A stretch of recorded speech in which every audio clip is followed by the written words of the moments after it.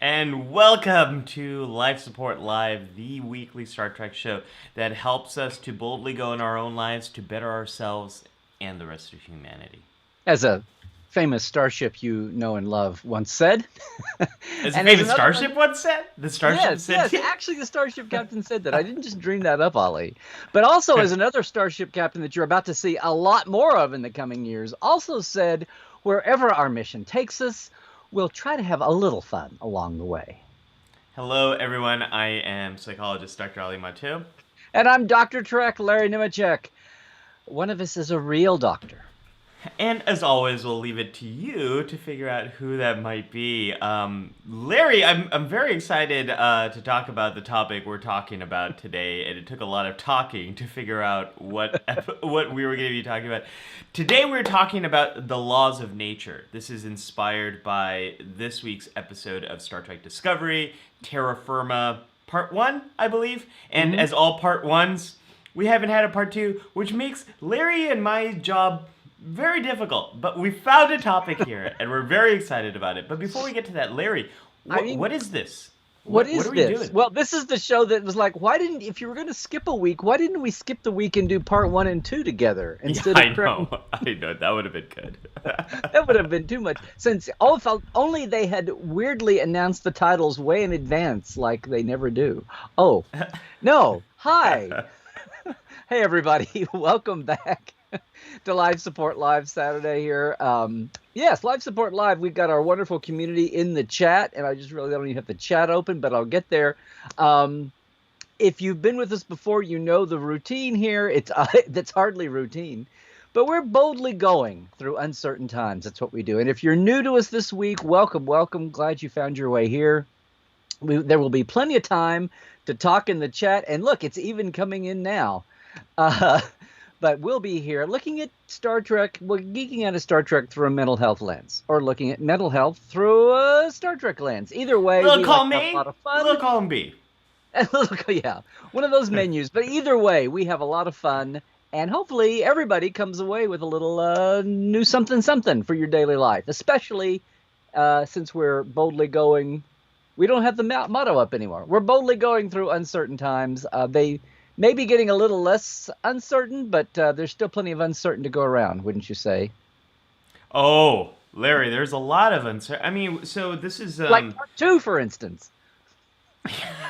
That kind of uncertainty. That's what. And who is Carl? Oh no, okay.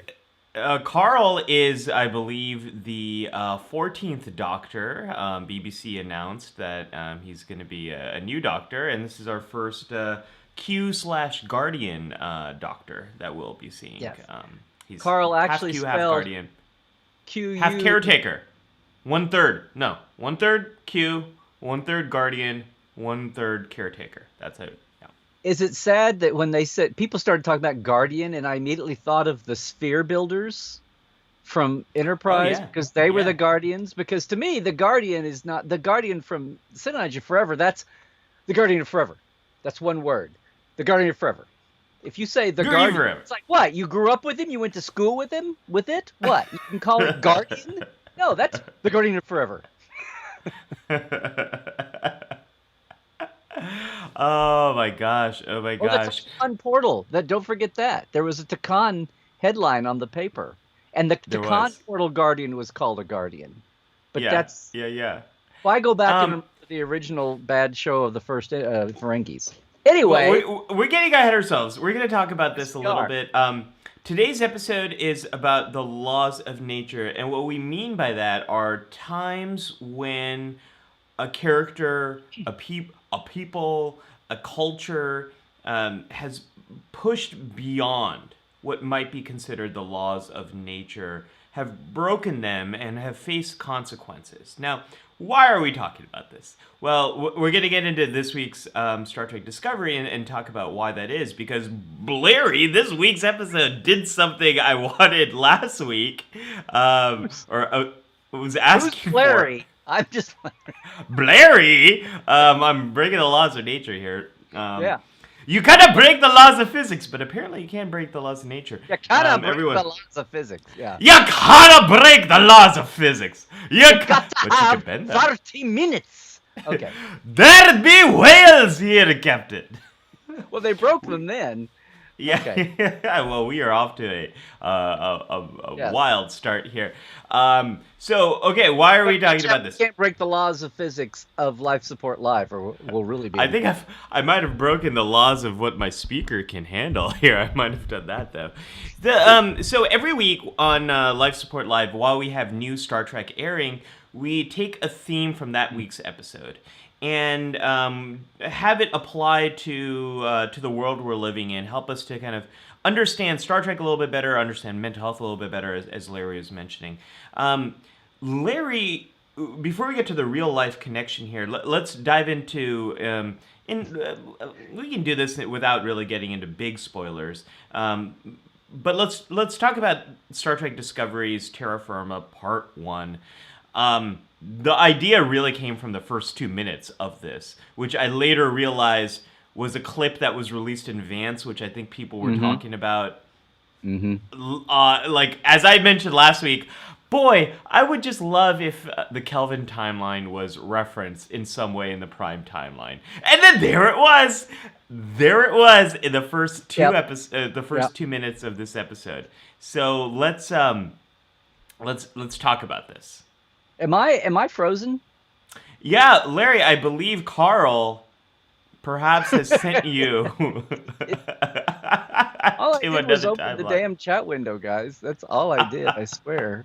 Do you want me to kick you out and bring you back in? Apparently so. Okay. Everyone, Larry's about to become Future Guy, I think. Let's see if Larry becomes Future Guy. Is Larry... No, Larry's just Super Larry now. There he is. He's just Super Larry. We'll have Larry come back here very soon. I get to rate the quality of the call. I'm gonna give that zero stars right there. So while we're waiting for Larry to come back in, folks. And he is. He's in? No. Okay. Well, he will call me.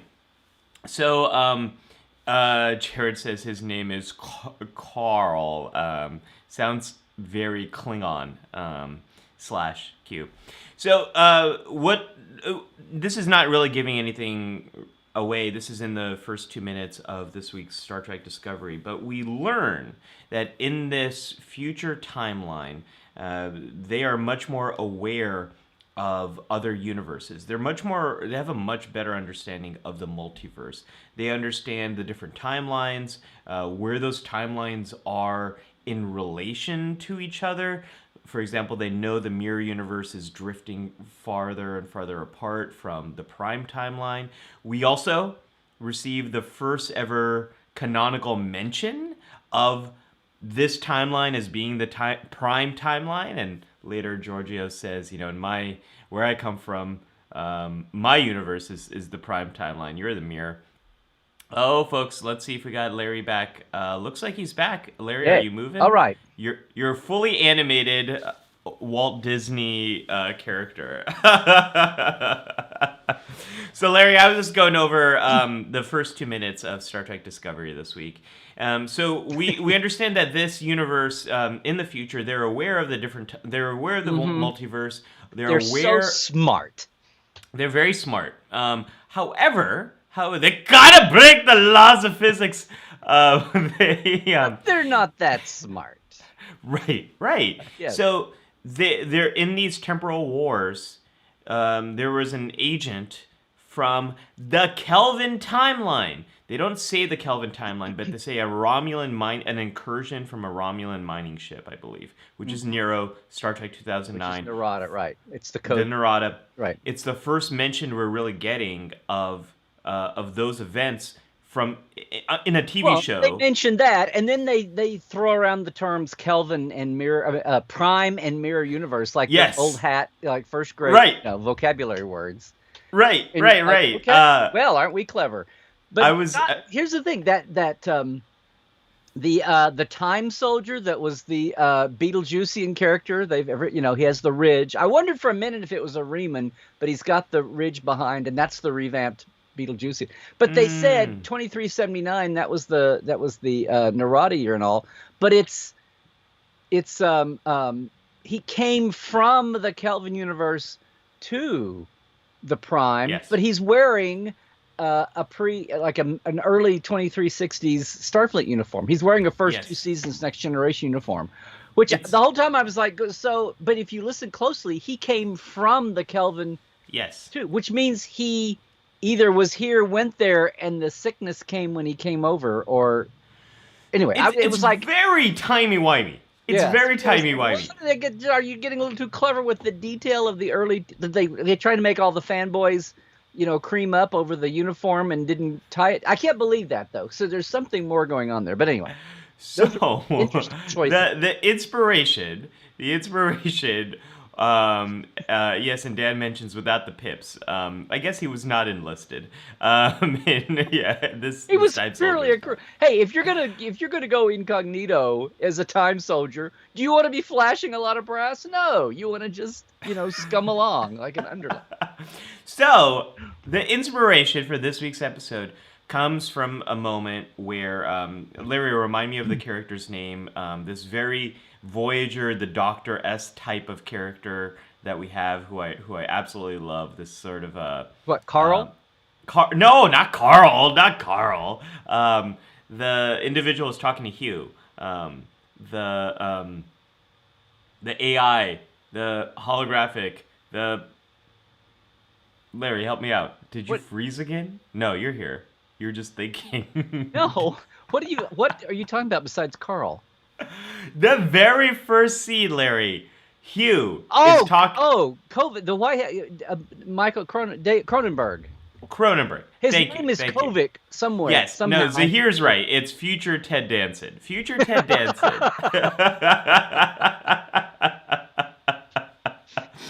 He says this time soldier not only jumped universes but also time. Yes. And he lays out something that we've never really heard before. Yes. Yes, Larry, the show that we're doing. He lays out something that we've never really heard about as a law of nature as it works in Star Trek, which is your molecules. They sort of want to stay in the universe and the time you're in. And maybe you can jump one, but if you jump both, there's nothing that can be done to save you. Without being prepared. Without Carl. Without Carl, there's nothing you could do. So Carl, this person jumped to the prime timeline and forward. They have been, since the DS9 days, they've been talking about the mirror prime jumps, the crossover jumps, where they're tracking your quantum signature. And that's what they were doing in Discovery. They were tracking, after they got wise to it, they were looking at Georgiou's and maybe even, no, it was discovered and then he was killed. I started to say maybe even Lorca, but anyway, but that's been a tell for a long time, is to but no one thought about there being a timey-wimey sickness, a timey dimension-y sickness. That was interesting, but it's also, if they're so aware and having labels for all the different universes, then they've come far enough to know this has happened, and it's 1,000 years. Yeah, it's so they have this much greater understanding, and Larry, we've never really seen that happen. They still have problems with metaphor, apparently, though. So,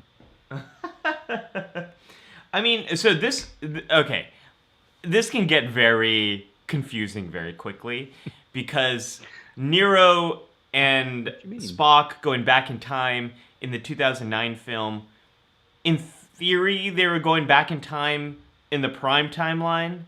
However, their actions created another timeline, and it created another universe. Mm-hmm. So this can get very confusing. But the lesson we've learned is don't jump two. Don't jump universes and time. Otherwise, you're going to depixelize, and it's going to be very painful. Don't cross the streams times 2 or something. Don't cross the streams. That's the new don't cross the streams. Don't cross the streams times 2. Yeah. Exactly. Or square. So, folks, we built a whole Life Support Live show around those 2 minutes. Because if you call this built. Okay. It was made at Utopia Planitia, Larry. We made it. It's real. We created it. It's real, and it's not a fake. I am great. You're great. Okay. One of my favorite lines. Okay. So, the whole episode really ends up dealing with the consequences of that and trying to save Giorgio. And we don't know what's going to happen with that. There's a whole nother episode coming, but there's enough Star Trek. There's a whole other series coming. Okay. There's a whole, and if you look at Disney, they have 9,745 new series coming. That was announced this week. That's their number. That's the Star Wars number. Yeah, of course. 9,745. That's the 47 of Disney, which explains a lot. Yeah. Boy, did they announce a lot of stuff. Getting back to Star Trek and Life Support Live. Thank you. There are a lot of Star Trek episodes that deal with this question of breaking the laws of nature. Giorgio has broken the laws of nature here by jumping and then moving forward, and is now paying the consequences of it. So we wanted to think of Star Trek episodes that are about that, and why this relates to right now. And yes, folks, please let us know in the comments. What are your favorite Star Trek episodes? Johnny's already mentioning relativity. Jumping too many time jumps, you can suffer from temporal psychosis. We're gonna give us these episodes. We want to talk about this. This is gonna be a lot of fun. Why are we talking about the thing about Life Support Live? There's always a connection to the world we're in right now and this uncertain time. Ooh. And so the connection here really comes from the Genesis. The Genesis forbidden. Gosh, Larry. Only the planet, not the device, apparently. Right. Or something. Planet Genesis forgiven. I'm Yoda's cousin Carl. Is that what you are? Good Lord. Do you think we're ready? Okay. Oh, man.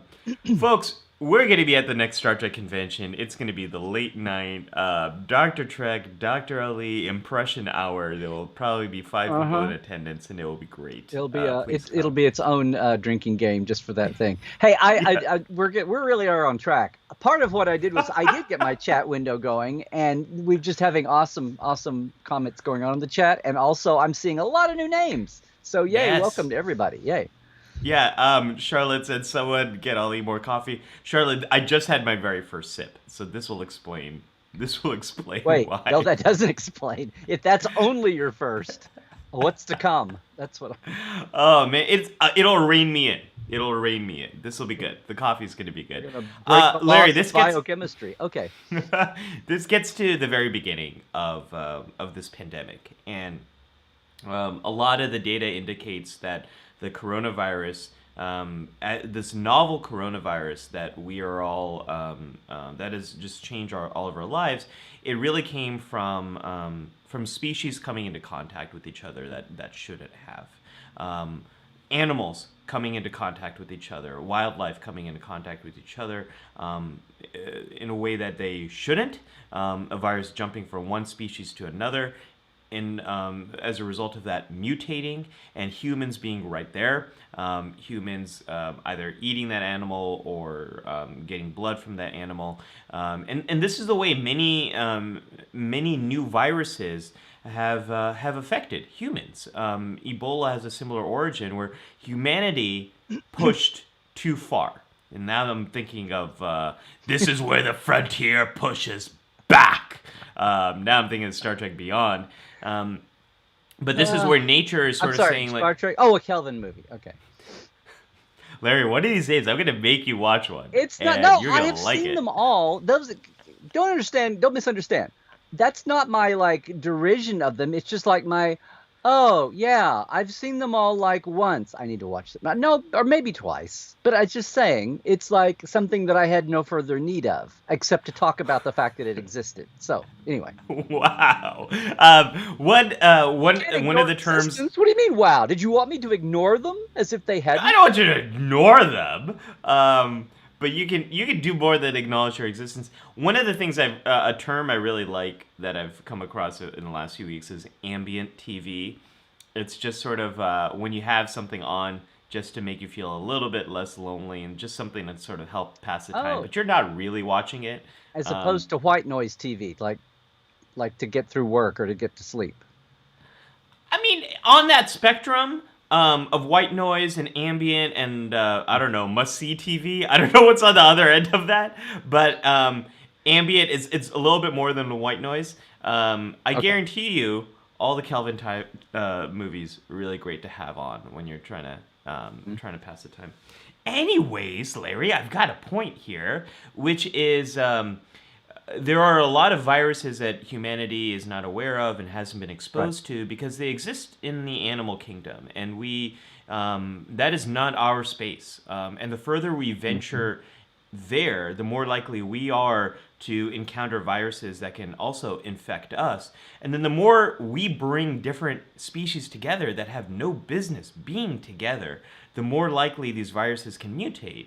So this is an example of us breaking the laws of nature and really experiencing the consequences of it. And Star Trek has a lot to say about this, a lot to say about it. So with that, Fortunately, it's not all just us. no, it's Fortunately, there's not. plenty of other clueless, alien, non-Terran, non-human. See, you can't say Terran anymore without thinking people think it's the mirror universe.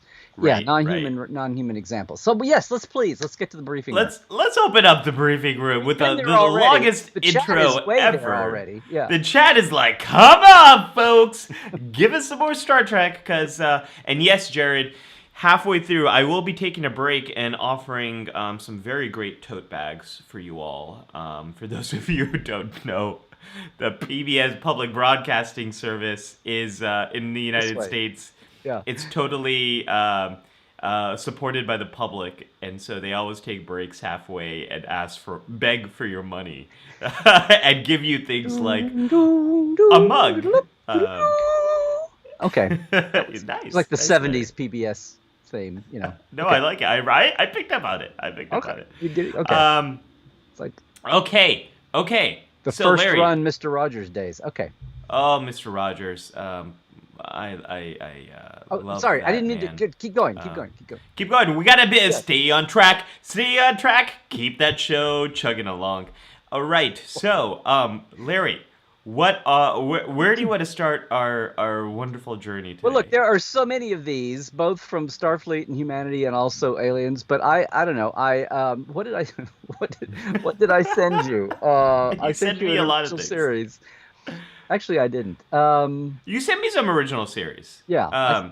Yeah, yeah. You want me to put up some? Let's jog that memory of yours. Let's do that. How about I get my list? There we go. And this was fun because it wasn't us. It was the mirror parallel alternate, not mirror, excuse me. Excuse me, can't use that word. It was that alternate other parallel Earth, the Mirror's planet, basically, where they were trying to prolong life and they wound up killing all the adults and not the kids who then died when they entered puberty and had a sustained long, horrendous puberty. And then even worse than normal puberty.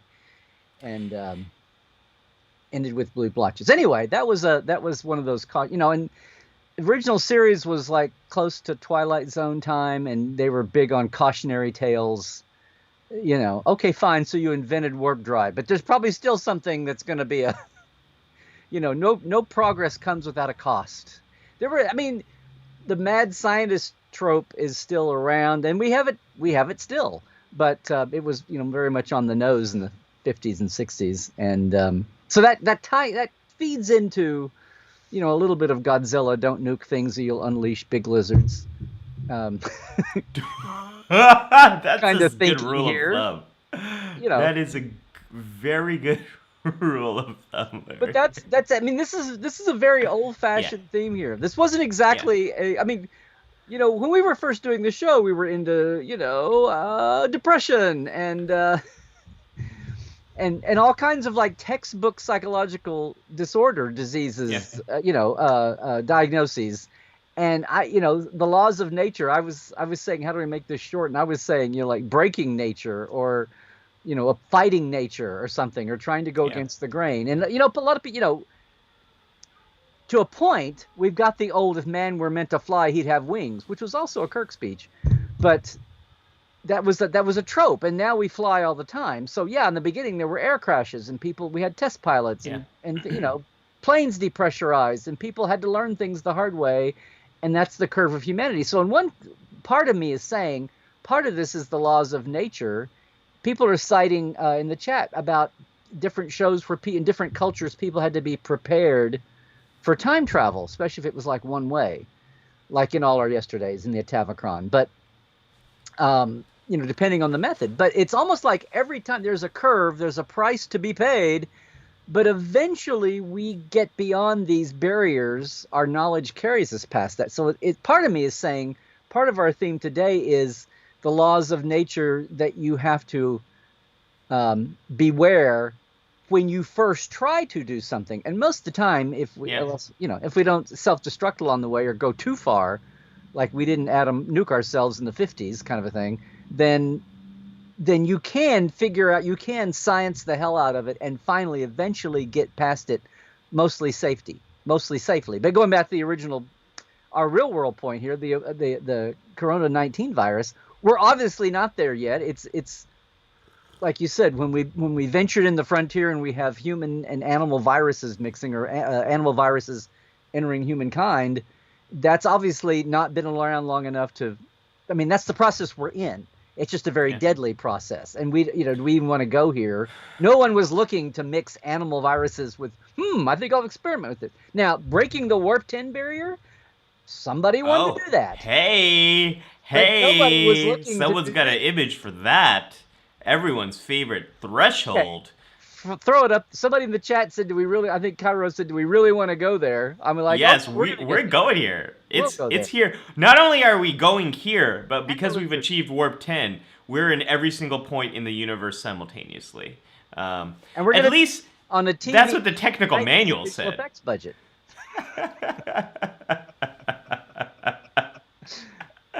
We're laughing at each other's jokes and their different jokes. We're so cute. Larry, you said something. This is a episode where we're having a lot of fun, and we're gonna take it real down. So we had a little fun. So let me take it real down here. Okay. This is the whiny part of the timey-wimey. Yes. Again. Whiny being our comment section is going to be whining. What is wrong with the doctors today? Folks, I did not have a breakfast. That might be the problem. Today. I'm running on 2 sips of coffee. Wait, today's different? Larry, when all this is over... This is never going to be... If we ever do this live together, this will never be the same. What we're going to do... once the pandemic is over, Life Support has its final episode. We say all good things must come to an end. The next day, we're gonna launch our morning talk show, and it's gonna like gangbusters. I don't even know what gangbusters means. That's what that will be. Yeah, it'll be more certain. Helping you to boldly go in these certain times. Could you imagine? Oh my gosh. Okay, flying is a really great example of the laws of nature. And as you mentioned, test pilots. Yes. You're welcome. As you mentioned, there was it was a very chaotic process, and humanity has been trying to fly for a very long time. In one way, and ridiculing the idea of even trying to fly. Yes, and in one way. And actually, in many ways, humanity was trying to replicate how animals fly. And when we finally achieved flight, the wing design, I mean, it's very much influenced by how animals fly. And there's a whole world of design and invention that is based on how can we replicate what nature has already created. Why redesign when thousands of years of evolution has already created the ideal designs for these different processes, whether it's going underwater and replicating how fish move, or aircraft that better replicate how birds fly. Go on and on and on. In many ways, our success on this planet has been based upon replicating the success of nature. At the same time, there comes a point where, yeah, if you do push too far, an example of or with the example of the coronavirus, or with the example of threshold, problems happen. Can we just, in all seriousness, I'm a little curious about threshold. So Lots of people are curious about threshold, but they know better than to ask questions.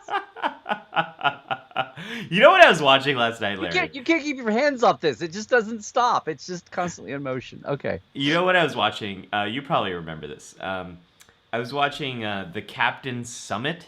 It was Whoopi Goldberg hosted this conversation with Patrick Stewart, Jonathan Frakes, Leonard Nimoy, and William Shatner in New York City. And like one of the very first questions Whoopi Goldberg asks is, "Hey, so when Next Generation is coming on air, what did you all think about that?" William Shatner, Leonard Nimoy, and then Patrick Stewart's like, "It's kind of it's quite the question you're asking. It's a little provocative question, wouldn't you say?" And I had a lot of joy at watching that video. They're having a lot of silly fun themselves. But I do have a serious question here. I don't know why I shared that tangent. What's with Threshold? So they so Tom Paris, Captain Janeway, they do break that warp 9 threshold. Or the warp 10 threshold. Yeah, warp 10. Sorry. In the warp drive language of the cage, there's a moment when Tyler looks up and does this, like you can't talk while you're going to warp, like beaming. He says warp 7 or whatever, and then at one point they're looking at, and then Tyler looks up and goes, like he's like a Beamans or something. So help me to understand.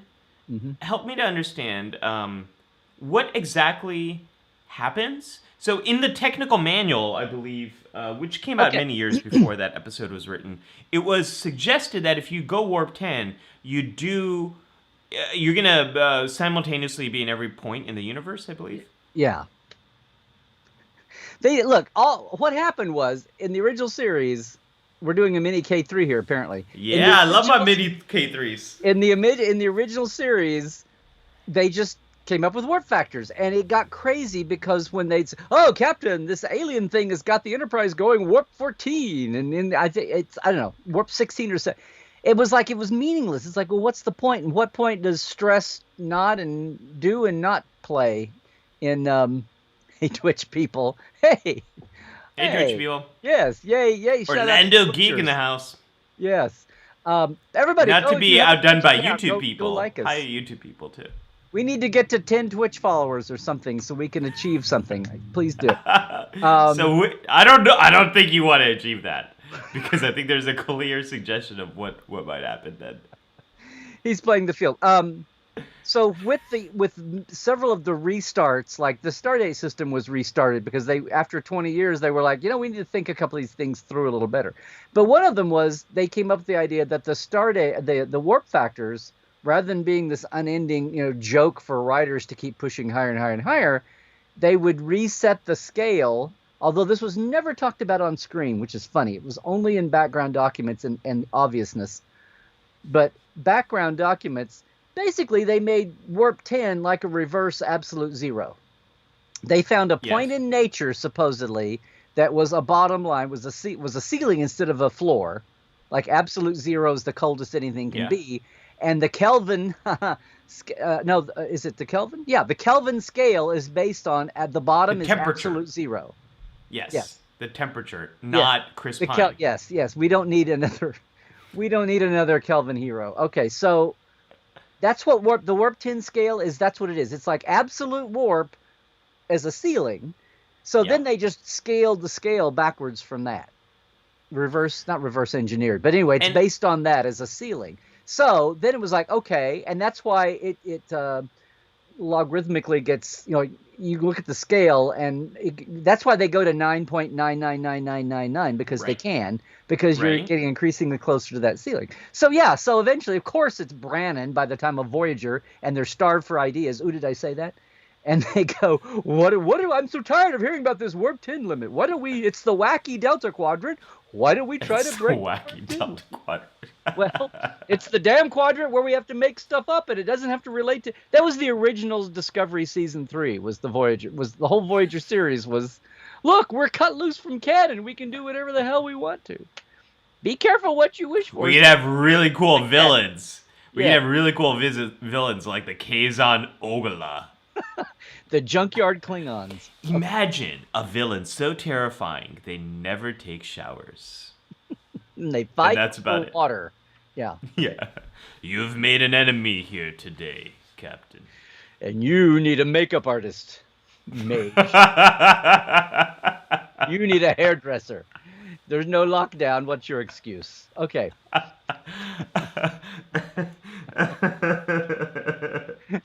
Okay. So it's the wacky Delta Quadrant. So you talk about fighting the laws of science, trying to have normality in the Delta Quadrant. Anyway, the wacky. What is it? But I mean, that's what I'm saying that. But that's the way they looked at it in the beginning. It's like, we're gonna have to invent an alien of the week now. We know it'll just be a challenge, won't it? Okay. Anyway. So what actually happened? So they crossed this barrier. They tried. I was laughing about that, but it's like, how the hell in the middle of a season on a normal budget do you portray existing at all points in the universe?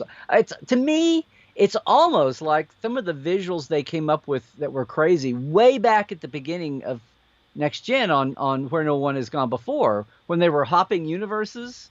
With they didn't know it was the Traveler. They thought it was Kaczynski in his crazy engine redesign. Kaczynski. Some of that's he's wearing a square pip.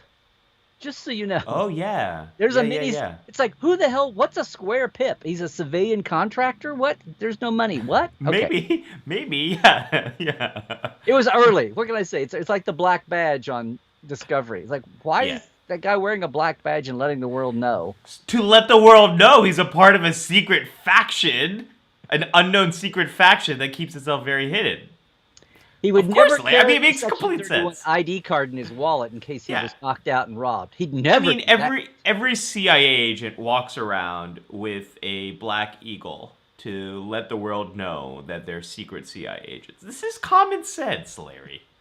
Well, there's the CIA, and then there's the CIA. Okay. Anyway. So speaking of warp. So your warp 10 question is they didn't know how to portray it. The whole thing of becoming an advanced amphibian. They're smart enough not to need clothing apparently, but other than that, I don't know. Good thing good thing we're all talking about a really obscure episode that's just faded with mysteries and dust of time. Okay, so let me get us off threshold because our comments section has come to a standstill. The longer we talk, either people are transfixed or people are horrified. But speaking of warp, I think we can talk about something that has a little bit more relevance to our daily lives, and that's force of nature. So this is a Next Generation episode where we learn that warp travel has been polluting this region of space, the Haraka sector. The Haraka sector. Yeah, they spelled it differently every time they showed it on screen. Really? It was sometimes it has 2 R's, sometimes it has 1 R, sometimes it has an E, sometimes it has an A. Anyway, the resolution of TV will. What you need to know is it's actually disrupting subspace. Yes, which is why it's messing up warp drive. Regular ships can creep along, but who wants to creep along in a regular in a what's less than hyper? Anyway, sublight ships. Impulse would be or I mean, boy, would it be a bummer if you just have to use your thrusters. That'll take a while. You better have a lot of inertia. Better be going at like warp 9 and then just cruise with thrusters. There's a reason we call it station keeping, because you keep station. So anyway, but on one hand, it was a very intriguing idea. The K3 of that is that it was a horrible episode, and half of that show was padding. That's not a K3. Folks, the K3 of that episode is, it was horrible. Well, the K3 of that is that if you watch Force of Nature now, you're going, oh, it's a spot show. No, it's not a spot show. Oh, it's a Geordie and Data. No, it's not a Geordie and Data show. It's like they kept throwing all these scenes in to pad out the show because the main part of the show wound up being so. Anyway. But I think the ideas, as idea often hung around, and then they went, Yes. why did we invent this without a resolution? Because it was dramatic. But the idea, they were trying to have a good old Star Trek season parallel 7. completion. It was season 7, Next Generation. You know, they were trying to just get generations made. It's all good. They were trying to have a metaphor for the current environmental movement and carbon-based transportation. Fossil fuel transportation messing up the planet while we're thinking of ourselves being so advanced, and we have to have alternatives, and we have to move our nacelles and all kinds of things. Right. So that is the bigger point of that episode is their form of propulsion and travel is actually disrupting the environment and disrupting it to a point where it will not only make it harder to continue traveling this way, but it could have major repercussions for. Well, it'll eventually sabotage it. Right. Yeah, like you could imagine something like this over time causing some type of, I don't know, burn or something that might make it. I was going to say an environmental disaster, but yes, some kind of burn. But yeah. The episode was called Force of Nature, and that's like the closest thing to our title. We're having a little bit of discussion in the comment section about Thank the God, burn. we're not. Okay, what? I think what happened with the burn is dilithium in active starships exploded. So if your starship was turned on, if someone turned the keys in the ignition and the dilithium was active, that dilithium exploded. So any ship at warp, any ship on and just sitting there with its dilithium active and charged, that ship exploded. The ships that were spared were not active. Is that right, Larry? Yeah, well, basically as much as we're... Didn't they say that just the dilithium became inert or something? Which to me, since dilithium is like the filter that your matter-antimatter reaction plasma goes through to be channeled out to the warp coils, to me, by dilithium going inert, basically was like just causing a chamber buildup and all the warp coils. Oh, that makes sense. I took it as, because if dilithium goes inert, that means it's not letting radiation pass through the lattices, the grid, which is what's so unique about it, and in crystalline form. So that, to me, it's like it clogs the system and forces a backup. It's not that dilithium exploded, although who knows what they're going to come up with. But based on old Trek background, that's what what little they've said specifically. We'll don't worry, we'll get all this in the last 10 minutes of the finale. We will. We've got 2 questions. One is very important, and the other is just a ton of fun. Zahir asked, did they come up with the idea for the burn by looking at Michael's last name? Maybe, Zahir. And Jared asks, Jared has a comment, Starfleet engines hurt the Prophets as well, but they got over it somehow and decided to let them use a wormhole for years and years and years. I forgot about that, Larry. I forgot that travel through the wormhole was disrupting life for the wormhole aliens. Yes. Well, you call them wormhole aliens. I'm a believer. I call them the Prophets. No, yeah.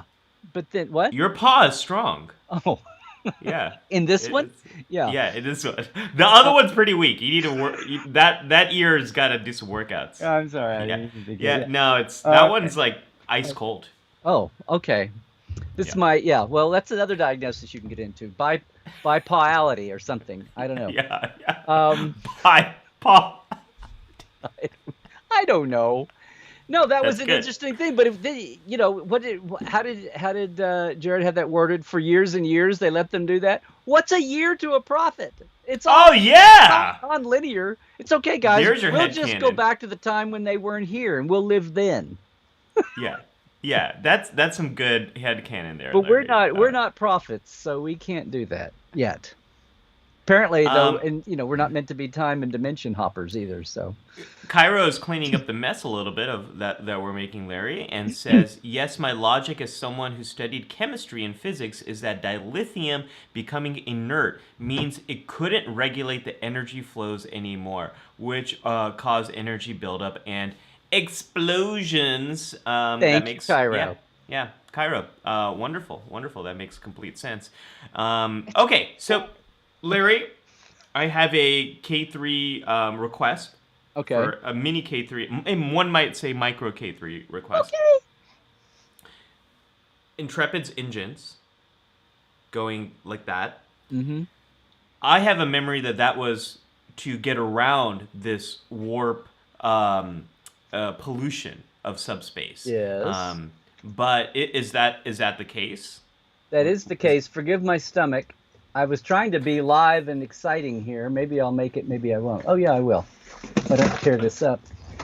Hey, so I'm going back to my old in-house Voyager technical manual and see if I can find. Anyway, it was never said on screen, Okay. but it was meant to be.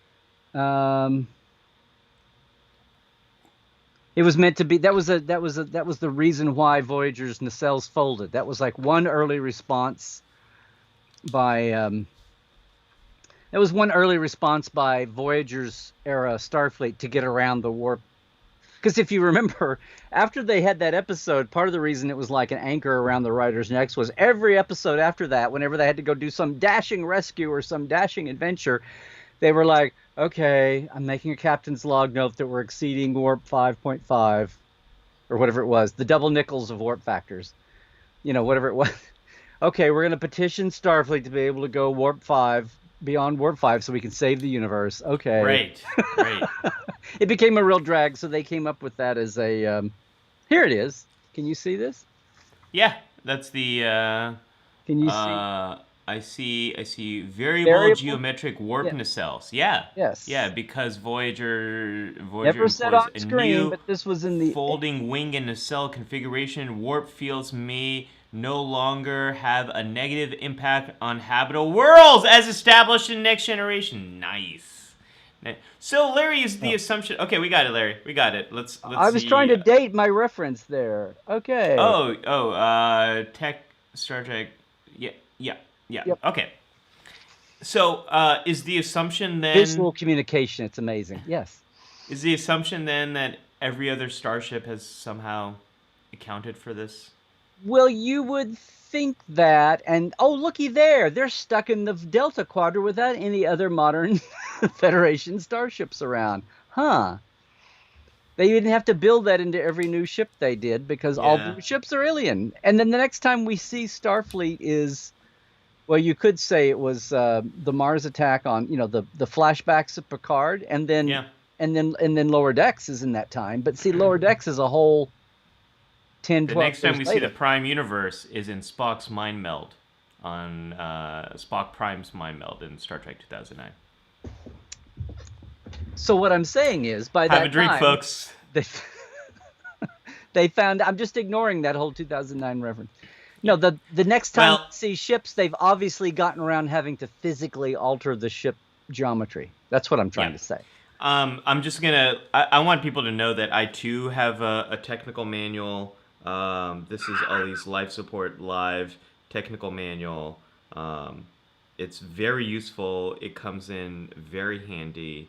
It reminds me to make sure I don't mute myself, and I have plugged in the mic. So that is that. Okay. We call it the variable audio. Yeah. Variable audio geometry. Yeah. We have other episodes to talk about. Let's talk about a very, I think it's a beloved episode. This is Timescape. It's very scapey-wapey, yes. You're crossing those streams again, Larry. This episode is a later episode or later season of TNG. What is it? Season 6? Is it 5 or 6? Yes. Yeah, so it's the first time we see a runabout on the Next Generation, so they're borrowing a little bit from their neighbors next door. It's the Um, only time you see the back end of a runabout, and it's on Next Gen. Yeah. how weird is that? Why They don't were we ever? they were crossing they were amortizing budgets once again. They're like, oh look, we need this set on Next Gen. We'll take the money, we'll build the back end of a runabout, and you can have on DS9. And part of that was like they never used it on DS9 because they never did a show in the back. They never needed to be on a runabout that long. Because if they're on a runabout in DS9, they're up front crewing and flying and fighting something, or somebody beams That's true. in. Yeah, So yeah, they're not. They never sit back and like, well, I had a lovely time at this conference with a seminar about the ancient druid landscape of Palentheon 5. What about you? Palentheon 5? Okay. There's another great. More I'm going to do a coffee. reference back. Yes, to the Captain Summit, and Whoopi Goldberg asked the four the two captains and first officers if they had any nicknames for each other, and I cracked up, Larry, when they said the nickname for Troy was oh, you're feeling shit. You feel shit, right? You're oh my gosh, I don't know why I had the reference or that popped in my head. Oh, because of Troy. Because Troy starts talking about the wonderful presentation she went to in the conference.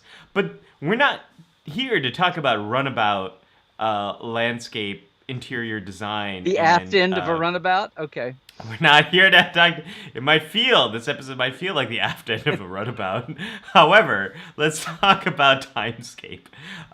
Larry, I really love this episode. It's one of my favorites. Not only for the very cool visuals of having all these characters frozen in time, but for the ideas here that the Romulans are testing out a new form of propulsion.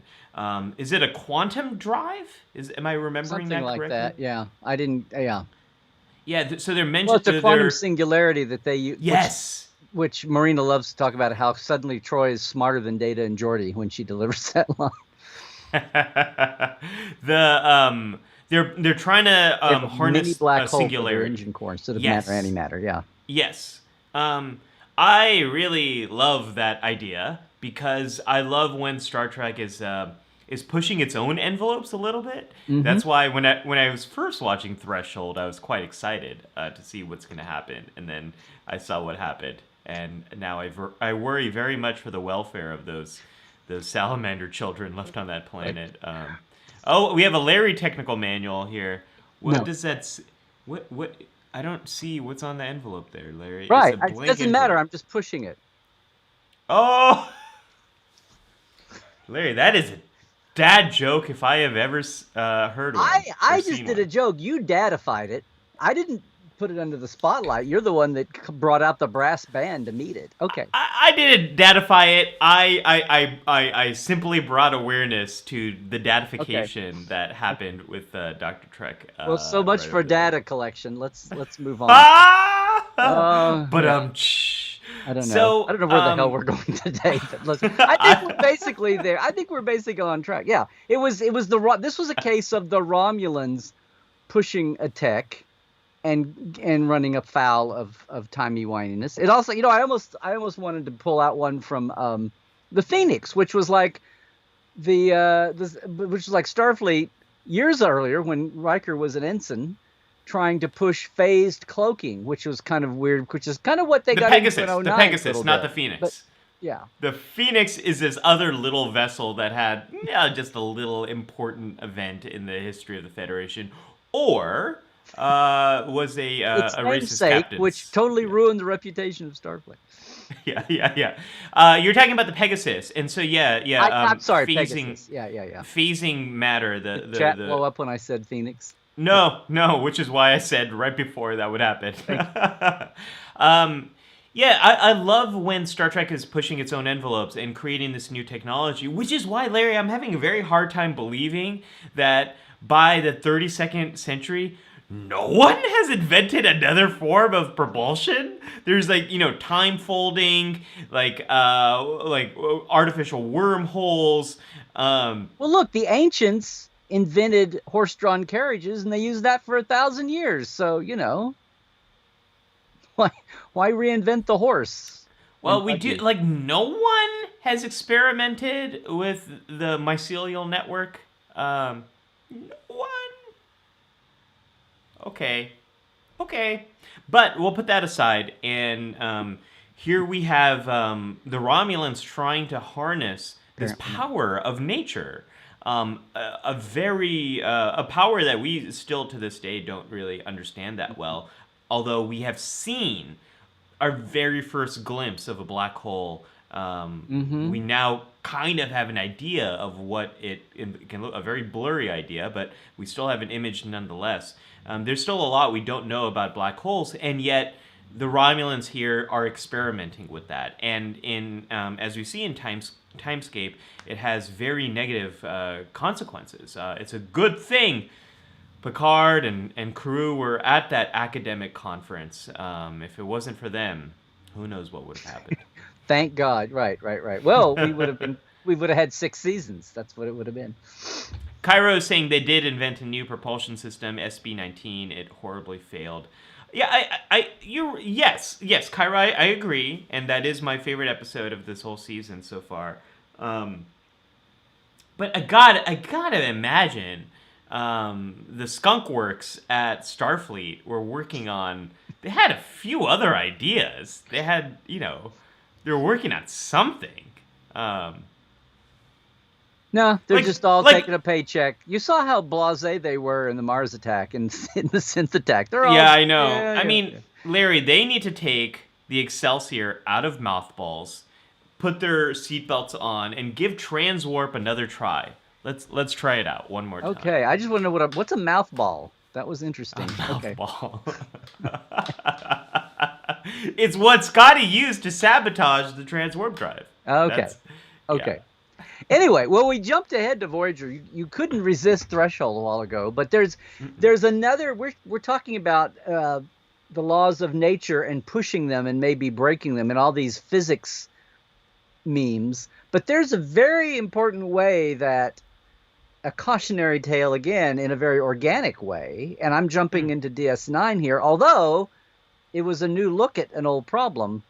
Yes. You know what I'm going for? Yeah, I know what you're going for. Just to get out of... Sorry, Starship tech porn guys and gals. We're going to back off into the body here and go to AI. And all the talk about AI and all of this, apart from androids and drones and .7s and whatever the hell they're going to come up with next in the modern age, what about just people? Experimenting on people, and yes, genetic engineering, and no, I didn't go to the easy con and augments. I went to...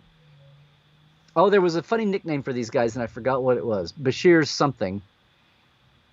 But yeah, I can't remember either. Our genetic chat will help us out. Yeah. Yeah. Well, it was kind of obscure. Anyway, we'll see. There's no way I can keep up with the chat today. The stuff is flying by so fast. I can't. But anyway, except when we go on tangents, and that's when everything comes to a standstill. Apparently, the chat. Statistical probabilities, I believe, is this episode. Oh, it's the name of the... Yes. And yeah, then Chrysalis was part 2, where they actually tried to... it was a part 2 to the whole thing. Bashir tried to fix the girl that was kind of shut down, and it wound up, harming her. So... This is... I really, really love this episode because... I thought you might. Am I really that transparent, Larry? That PhD Star Trek? Wall. Star Trek mental health? Wah! We see... Artificially created problems, yes. I love episodes that feature neurodiversity, and I love episodes that, we have... we don't see enough of that in Star Trek. Enough of different ways of being, things that celebrate completely different perspectives, differences in learning, differences in, for example, being on the autism spectrum, or characters like Barclay who struggle with anxiety. Like I love neurodiversity, and I love seeing that in Star Trek. And this episode gave us a lot of that. And this episode, I think we can see it in a new light because the power to play with our genetics. It's so easy now, Larry, with CRISPR technology. We can sort of copy and paste our genetics very easily. And in recent years, the Chinese scientists came under fire. I'm blanking on the individual's name, but there's a Chinese scientist who claims that he has genetically. No, that's a province. No. Too soon, Larry. Too soon. The Chinese scientist has claimed to have genetically edited the genomes of two girls, I believe, two young girls as embryos, against any type of or against all rules and regulations and such. So the technology is here now to be able to quickly, easily, cheaply edit our genes. And what are going to be the consequences? We don't know. You gotta pull apart the DNA, Captain. We don't know what are the larger consequences of doing a couple edits here, a couple edits there. Right. Where I think this is going to start is we're going to start using it exclusively for very devastating genetic anomalies. But the technology will get better. And will it get to a point where we can start to make more cosmetic changes to people's abilities to enhance? Are we going to see more of a Gattaca future?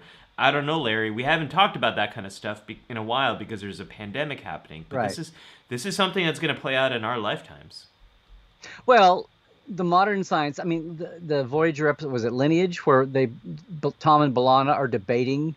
B'Elanna is having this war with herself about if she wants her baby to have any distinguishing Klingon features. Like, has the world not changed in 35 or 40 years? And she's worried about her, and Tom's like, let the kid be the kid, and she's wanting to do some genetic modification. And the doctor can do it. I can do anything, because it's 200 years past now in our basic CRISPR technology. But that whole, it gets trite at times, but the whole, in the 60s, the idea of Khan and the genetically engineered Superman was such a wacky sci-fi idea. Ooh, let's put it in the 90s and have it be way in the future, which never made sense. But we're there. And we've been, remember, I forget what the name of was it a goat or a cow? Remember like 20 years ago when everything like This is Venn diagramming overlapping a little bit with in vitro fertilization, but it's all in that same. I believe mix. The goat's name was Carl. And cloning, yeah. No, but all of this. It's not Carl. What? It was not Carl. I made a dumb joke. Oh. Please ignore me. It's not the cow that Kim kissed either. But you know what I'm saying though. But all of these, playing God kind of, which was the DS9 episode, which had nothing to do with this. But all these playing God kind of questions about, is man fit to be making these decisions? And eventually it is. But the slippery slope, what you were saying, the slippery slope of, we're just going to use it for these extreme cases. Well, then who decides what's an extreme case and what's the morality around what's the morality around the science and all that? It's the same. The thing I keep going back to over and over again is the creation of the atomic fission and look, we got all this power in the weapon, and who's gonna keep us from blowing ourselves up while we maybe use this for medical research? I mean, it's like it's a piece of knowledge. It's an apple off the old tree of knowledge that can we harness it before we blow ourselves up with it? And Dolly was the name of the sheep, Larry. In case you missed it, thank you, Dolly. We had many people in our chat. Thank you everyone for clarifying that. Someone was saying, "Are we ever going to look at the chat examples?" And we will. I always go back and scroll for 2 hours at the end. So, but there's a lot of good stuff in the chat. Yes, Larry scrolls for 2 hours at the end of the show and just has this show by himself, unbroadcasted, just talking to the camera by himself, and no one's watching. The chat. What do you mean? it's a tough thing for us Hmm. to kind of think about, Larry, because there's a few things that come into play here. So one is our how our culture and social expectations impact all of this sort of stuff. So Hmm. will we be able to get to a future where we're going to edit, where we can very easily edit the skin color of our embryos, Hmm. and will our cultural biases and racism, will that play out in the future humans that are born, Will we all and become? Why isn't everyone in the 32nd century not all blandly gray?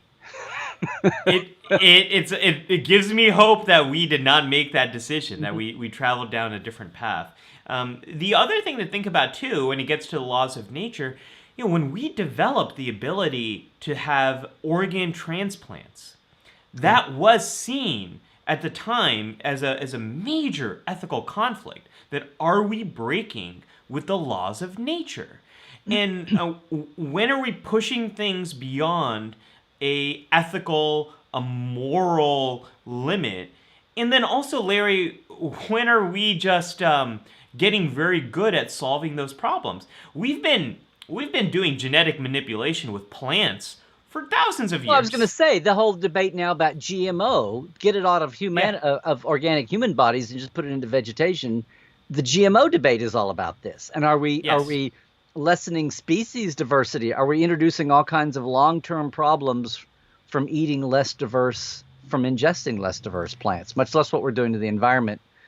And the mass agriculture side of it is a different. Well, these are plants that are easier for us to grow in the ton. Well, is that even healthy? Much less. Yeah, yeah, yeah. No, I mean, when our species moved from mostly gathering with a little bit of hunting, people say hunter gatherer, which is a major Mhm. edit in how our species worked. We were mostly gathering, very little hunting. When we moved from there to agricultural, we Huntering. became much Uh-huh. our the diversity of the food that we ate became much more limited, and made us much more vulnerable to things like famine. Because if one crop got wiped out, a huge source of food supply was gone. So, but along with that, we've been editing. We've been editing plants. We've been selectively growing plants in ways that help us grow more food, more bountiful food, make it more resistant to problems that might come up. And similarly with organ transplantation, there are problems with transplanting organs. Even if you have a perfect match, you are likely going to be on medications which reduce the chances that your body rejects that organ. It's not an absolute guarantee that your body is going to accept that organ. So, are we breaking the laws of nature there, Larry? Or are we bending them? Or are we understanding them? And this is our evolutionary advantage. We're just understanding how nature works and using it to our advantage. Right. Statistical probabilities. This episode and this storyline in Deep Hmm. Space Nine, better than a lot of the other things we're talking about, like Threshold, brings up these questions, and there's no easy answers for this, Larry.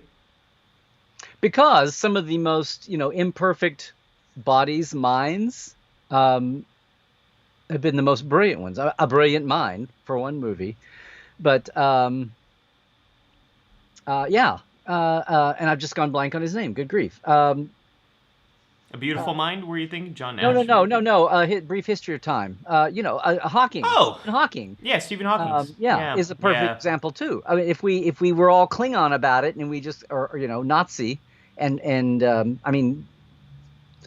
policy, and we just called out, apart from whoever A else we like, eugenic we called policy. out the genetic, misfits and the defects. If we did that, the old thing about whatever we do, oh, is that going to be the guy or the gal that cures cancer or whatever? That whole thing, you never know what people are going to be able to contribute. But just Well, this debate about the crisping and the DNA manipulation at birth and all that, and then what happens. Um, just the fact of what we're doing long term, like people talk about the environmental effects. Look at the creation of our, all of this, all the digital technology, and how our brains are evolving. I mean, evolution is happening, whether we were just a slave to whatever happened. Oh, an asteroid hit the Earth and killed the dinosaur, whatever is going on. But inventing these things and how our minds are adapting to using digital, you know what I'm saying? Badly here. These are all impacts. Some of them are just slow to happen. Maybe we don't think about the invention of digital handheld technology and wireless connectivity as big an effect as being able to change DNA in the fetus, but it's still having, it may be a longer term impact, but it's still having an impact on us, and people are barely being aware of the consequences. Does that make sense? Yeah. It's really more like we should have a whole topic on that sometime. But anyway, I'm looking at, though, here's the thing from the chat. So back at 11:01, Tim said, they said the Earth was flat. Columbus proved it was round. They say the sound barrier couldn't be broken. Again, R.I.P. To Chuck Yeager. They said the sound barrier couldn't be broken. It was broken. They said the warp speed could not be achieved, and it was. So part of this is what I was saying about the maturing of having a breakthrough and then dealing with the after effects. But that's a process, that's a timeline, and how do you protect something you might, I think of the watch dial ladies that were painting radium on watches, and a whole generation of women that died of cancer. Yeah. Because, I just watched the Marie Curie movie where I didn't realize that she and her daughter and husband, when they died, they had to be buried in lead-lined coffins because they were so radioactive. Wow. Yeah, sorry to bring you down there, but anyway. No, like I mean, this is... all these like cautionary tales, eventually we do learn to deal with whatever the breakthrough was, but sometimes it's like it's a narrow path to surviving to be able to afford to find the breakthrough if there's an unintended consequence. Right. Say that to the Mary's Planet people, right? Dan mentions we've been enacting genetic modification on cats and dogs for ages, and what animals, and I mean cows and horses, and I mean domesticated animals. Yeah. No, I mean, one great way for us to individually make some change with climate change is to eat less meat. That would have a tremendous effect. We eat so much more meat than, depending on where you are in the world, but definitely in the United States, we eat a lot more meat than we have in the past, and it has a huge impact on our climate and our consequences. But cats and dogs are a really interesting example where dogs have their evolutionary history coming from wolves, and they have largely lost a lot of the abilities that they had as wolves for individual survival and of sort of wolves. The wolf culture is very advanced, and they actually have a lot of ways of sort of self-regulating themselves so that they don't eat too much and they don't have too much surplus. But dogs have lost that. But what dogs have gained, dogs are very, very good at picking up on human emotion. We've trained them very well. We are in this symbiotic relationship with dogs and cats, and we've created those changes. So where is this line? It's very, very difficult to know. I want to just share a couple of more examples before we kind of move on. We don't have to dive into this one too much because we've talked about it in the past, but Star Trek Insurrection is another great example of trying to have youth, trying to extend life. The Fountain of Youth. The Fountain of Youth, this beautiful place, which was where again, Larry? No, that's the K3. Oh, no, never mind. But let's talk about, we haven't talked about Enterprise yet. And this is the Guardians that I was talking about. The Guardians trying to talk about terraforming. They were trying to spaceoform all space to fit their, 99% of life forms have evolved in this domain, and they came in trying to the whole thing with the Expanse was trying to retrofit a domain for them to live in as an invasion, and that was an example of that was the test guy, offering his life to go see what would happen if it wasn't corrected for them, and he winds up dying. But after he causes a lot of chaos and damage, of course, for a good plot, or a so-so plot. But anyway, that's an example of another, the arrogance of people coming in. And we could even say it about us. Terraforming is great. In Wrath of Khan, they're looking for a planet that has no life on it at all. And what does he say about the Genesis device is a Genesis. again, it's like it's a weapon, but oh no, we can use it for good too. Well, it's what is he said is there better not be, she says there better not be one microbe in the matrix. Yeah. And he says, "Oh," and then they went, "Oh damn, we found life signs on the planet." Anyway, and it was the City Alpha 5 6 disaster. But then Genesis was a created planet that, oh, he put proto-matter. Oh, the scientist gone wrong. He put, it's like, what is there like they never do say, was it just I always thought that proto-matter was his experiment, not that there was like the Federation laws against using proto-matter in science experiments. I don't know. But there it was. And yeah, gave a great dramatic scene and a great line for Kirk stomping on Kruge's face. But I'm reminded of one of my favorite movies. The first movie I ever saw that I really felt like it transported me to another time and place for those 2 hours that I was watching in the theater, which is Jurassic Park. And the famous line from Ian and Malcolm, Jeff Goldblum, "You scientists were so preoccupied with whether or not they didn't stop to think if they should." Which is just a wonderful way of encapsulating a lot of what we're talking about here. It's the same thing McCoy said when he watched the Genesis tape for the first time. Genesis forbidden. You always. Is that what he said? No, he said, "Dear God, do you think we're?" He started stumbling around. He was so gobsmacked. He was at a loss for words. Yeah. Where they watched the effect and the briefing of what the Genesis device is. The first time they watched the Genesis tape, yes. Yeah. That's a beautiful scene. I believe I said that, Doctor. Okay. Yes, you did. And last but not least, even one of our newest episode or newest series, Lower Decks, features a storyline where oh look, the dog. They did it. Yeah, speaking of dogs, they didn't stop to think if they should. They just did, and it had very negative. I'm sorry, we're talking about Tendi, and did you stop to think? Okay. There we go. She's a little dick wearing that blue science uniform, being as impetuous as she is. But Larry, the chat really wants you to no longer say Genesis around me because they know what the consequences are. This is the law of nature. Point folks. taken. Point taken. If you reference the planet Genesis, I will reference that alien with the poor man's Yoda voice in that terrible Starfleet cantina. I'll just use a code word. This will be like buying a mattress sketch on Monty Python. I'll use a code word instead of the real word. So Larry, I think I'll just say Exodus, or I'll say Let's close. We're so far behind today. Yeah, let's jump into this counselor's log. Yeah. I'm gonna do a very quick counselor's log, and this one is a hard one for me because there's many ways I could take this counselor's log. The counselor's log is where I tried to do a little bit deeper dive into some of the psychological science behind what we're talking about. The psychological science screwing with science? Yeah. Like, where do I go? Do I talk about hubris? Do I talk about more cultural, societal things? Do I talk about more species level things? And I always want to make this useful to you in some way, help you to understand your own life right now. So I've got two things that I want to talk about. Habituation and affective forecasting. What the heck do those things mean?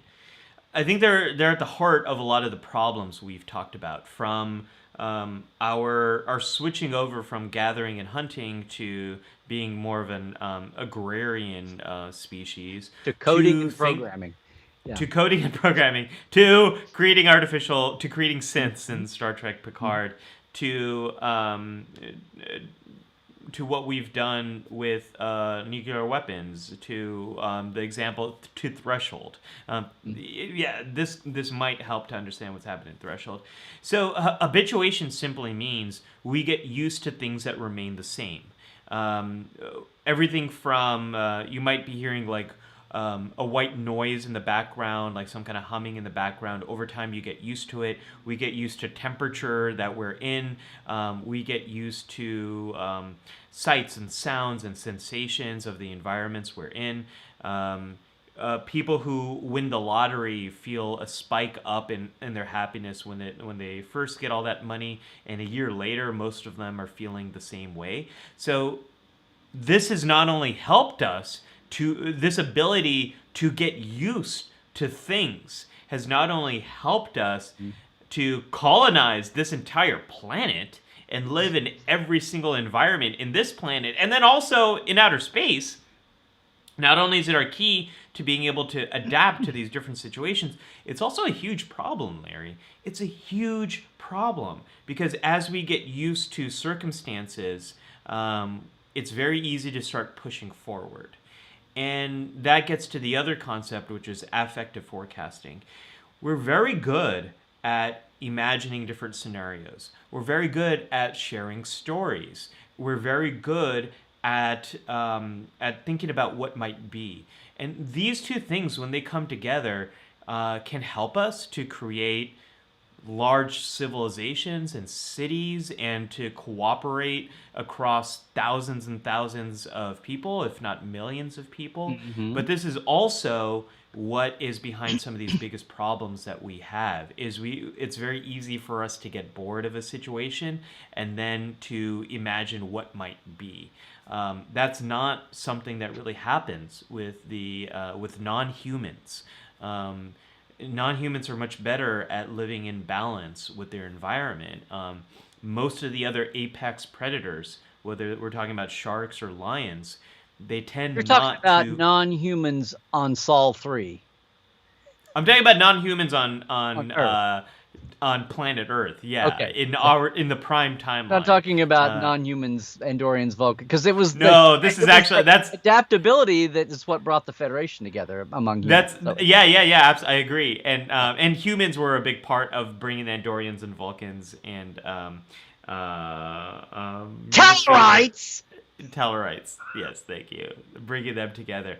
I think humans' flexibility and our ability to imagine a different future is what led to the founding of the Federation. However, it's also a big source of these problems that we have seen. It's a big source of why you're so excited when you get the new phone, and then 2 weeks later you're kind of bored of it. And when you start being fed a story of how amazing the next model is, you want that next one. We get used to things that remain the same, and it's easy for us to imagine a different future. So what to do about that? Stay tuned. I'll get back to that in the away mission. With that, Larry, I want to turn it over to you. Let's do a little. Let's do K3 factor. Okay, now you can bring up this will be short also today. So I was thinking about pushing the laws of nature, pushing what you can get away with, even when it's totally innocent and unintended. And my mind went, and I don't know. There's times like that over the years. K3 also, guys, is for everybody who's new with us, if you're still there, and I saw all those new names. K3 is my corner of this mess to to do what we do in Trekland elsewhere through all my other projects and do a little background behind-the-scenes dive according to our theme of the day. So the laws of nature, what came to mind here was it wasn't nefarious or evil, but it was just, oh, look what's next on the schedule. So 1997, 1998 is rolling around, and they're trying to figure out what to do to top the movie First Contact for the next generation movie, because it was the most, they were on a high. And aside from the tortured story of poor Michael Piller and how he came up with the script or how the script was hammered out by committee, actually, poor Michael, for Insurrection, that we actually did a watch party for a couple months ago. I think I mentioned this on the watch party, so maybe this was not totally new to everybody. But basically how part of the idea was that they would go out and spend a ton of money on a location, a big location, and give it all this epic and scale nature that movies love to talk about. So they went out and built that whole Baku village was built live on location out here in the west part of the valley at a new place, built from scratch along a little river that they flooded up and made into a pond that they made it look like a river. All this great stuff for the Baku village. Unfortunately, they didn't realize, well, they knew, but they didn't think about it, I think. The biggest investment in an outdoor location built set ever for Star Trek, and it came during the El Nino year. And that was the year that Oh, people had been yeah. stumbling, or somehow we'd gotten through the entirety of human evolution without anybody but meteorologists knowing what an El Nino was. The El Nino and For the El those Ninos. who probably aren't West Coasters in the United States or living around the Pacific, can you explain what the El Nino is? Well, I should have boned up on this. It's an aberration depending on the atmosphere and the ocean currents. There's a cycle. I think it's every speaking of your 7-year cycle, 8-year cycle, when the mix of atmosphere and ocean temperatures really make it rainy along the western coasts of the Pacific. Every 7 years when it rains like that, it also, you're gonna hear the music that goes dun dun dun dun dun dun dun dun dun dun. It's this phenomenon. It just happens naturally. Wow, I'd forgotten that part of it. But basically, long story not so short, was that wonderful outdoor village that they had built early and was all ready for filming was completely drenched and flooded. And I'm sorry I don't have a picture of it. I've got location shots that I cannot find. I spent an hour last night trying to find them.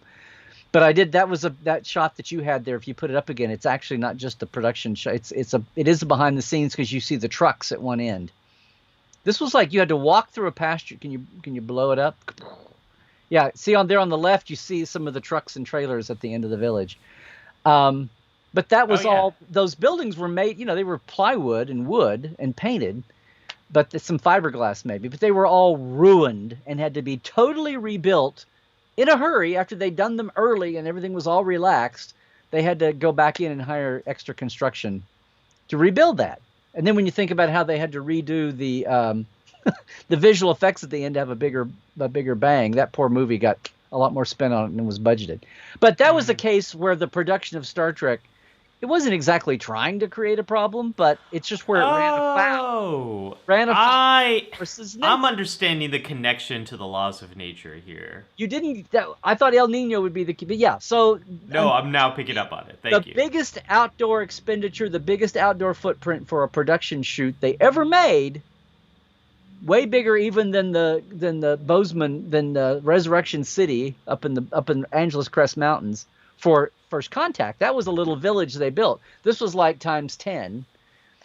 And and Mother Nature it's not nice to fool Mother Nature, and she totally wiped it out in that El Nino year, and they had to rebuild. And even then, it kept rain. After that, when they were worried about rain, they at least they had tarps out covering the buildings, and fingers crossed. Anyway, that was the time I think nature crossed Star Trek the worst of all.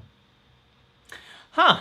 I'm trying to think of other Star Trek films, big productions, and none are really coming even to the mind. Kelvins, they have not done that much. No. But outdoor where it got them in trouble. Yeah. Well, I mean, what's been cool about the Kelvin movies is they've done a lot of location shooting, but those were mostly interior locations where they did the Budweiser plant for 2009. They did the didn't they do the particle accelerator for Star Trek Into Darkness for the up at the lab by the bay. Yeah, Lawrence Livermore? No, is it Lawrence Livermore? Yeah, it was at Lawrence Livermore. Yeah. Yeah, that was a beautiful set. I love that warp core. One of these days, like the brewery of. Okay, forget it. Okay, Larry. One of these days, we're gonna do this live watch. No, it's like all these. It's like all cables and bolts. It's like that's not. The particle accelerator in Europe, the world's largest one. What is that called again? The CERN. Yeah. Yeah, I'd love for them to do CERN. I'd love to see some Star Trek over there. I just feel like that needs to happen. That place looks like a warp core. Larry disagrees. Larry, you just want more. No, I didn't disagree. Matter. I was doing the particle. I was doing the particle acceleration cycle. Oh, that was particle acceleration? Yeah, that was like whoa, going around in a circle. Okay. I didn't know that was the international symbol for particle acceleration. All right. I was looking something up and I can't remember now. Okay. Yeah. Hello, Triangulum. Welcome here. Let's never let it happen again. Okay. Okay, I forgot what I was gonna say. So if I forgot what I was gonna say, Away how mission. about I yeah yeah yes. Thank you, Larry. Thank you. I'm done with. Oh, I was done with the K3, but I was just going to say my bit, but we can do it at the end. Okay, so away mission. I'm gonna make it really quick. So today, what I've been talking about is this idea of habituation and of affective forecasting.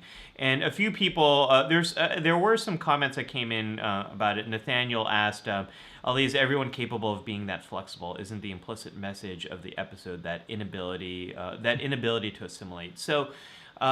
What I'm talking about in terms of habituation is it's so basic and fundamental. It happens all the time. I'm not talking about big level adapting. I'm talking about adapting to sounds in your environment. I'm talking about buying something new and then a few weeks later not being excited about it anymore. I'm talking about you start eating a meal and the first few bites taste really good, and the last few bites feel kind of the same. So how do you deal with this problem as it relates to these bigger problems we experience with the laws of nature? And there's a small as well as a big solution here, and they're both kind of the same. You really have to get out of your bubble. And so, what do I mean by that? This is more the big level change here. And we talked about genetic engineering, we talked about propulsion technologies, we talked about new science. And a good parallel here is sort of the process that happened with organ transplantation. It was not just the scientists, the medical researchers who were at the forefront of those discussions. While they were developing these techniques, these discussions weren't just happening in scientific bubbles, but they were happening all over the religious community, philosophers, academics, your common everyday person was engaged in this discussion. So whenever we're talking about new science and new research and new avenues that might break with the law or bend the laws of nature, this has to be a discussion that happens widely. It has to be something that happens with a wide variety of people. You have to sort of get out of your bubble. If Tom Paris spoke to more people about breaking the warp barrier there and going warp 10, maybe it might not have happened. Maybe a few people would have brought up concerns that he hadn't really considered. So that's on the big level. And on the individual level, what you can do here, one of the big challenges I talked about is not just habituation, but affective forecasting, of imagining how great it might be if I am able to do this or that. We're very bad at predicting how we're going to feel in the future. We're very bad at predicting what it's going to be like. Oh, I just can't wait for this pandemic to be over, Larry, because then I'll be able to do X, Y, Z. All of these sort of things, right? Most of the time, we're very wrong with how we predict we're going to feel in the future. So, Right. what do you do? Individually, what we can do is we need a future guy. You might remember, yeah. Ooh, yeah. There's a few theories going around that future Ted Danson is a future guy, and I kind of like that. It's future Sam Malone. Is Okay. Actually, no, he's white-headed. So what? Yeah. What I mean. What I mean by have a future guy is talk to someone who already has experience living the future that you want.